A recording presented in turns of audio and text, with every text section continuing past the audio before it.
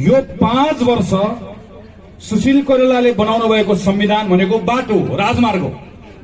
त्यो राजमार्गमा गएको 7 वर्षको क्षति पूर्ति गर्ने गरिकन गाडी हामी बेजोडले दौडाउँछौं, बेजोडले, कोही नरोकिकन, सबैलाई लिएर फेरि त्यो गाडीमा, कसैलाई नछोडिकन, सबै जात जाति भाषा समुदाय सबलाई गाडीमा राखेर, युवा बुढा सबैलाई राखेर गाडी बेजोडले दौडाउँछौं। तर गाडी दौडाएर मात्रै हुँदैन, एउटा कुराको ग्यारेन्टी चाहिन्छ।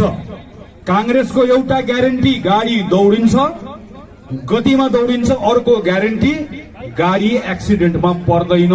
त्यो महत्त्वपूर्ण कुरा हो, सबैभन्दा महत्त्वपूर्ण कुरा त्यो हो। यहाँ चटक गरेको जस्तो आएर मैले गाडी दौडाएँ भने गाडी उड्छ पनि, म सिटमा बसे भने गाडी आफै उड्छ, म सिटमा बसे भने गाडी आफै पौडिन्छ भनेर सुन्न रमाइलो हुन्छ, ताली पनि बज्छ। तर गाडी राजमार्गमै दौडाउने, गतिले दौडाउने। तर दौडाउँदै गर्दाखेरि जोखिम पनि लिनुपर्छ, स्पिड पनि चाहिन्छ।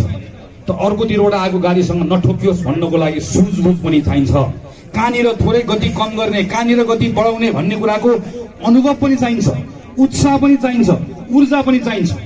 त्यो उत्साह र ऊर्जा बोकेर 5 वर्ष यो देश बनाउने संकल्पका साथ नेपाली कांग्रेस उभिएको छ।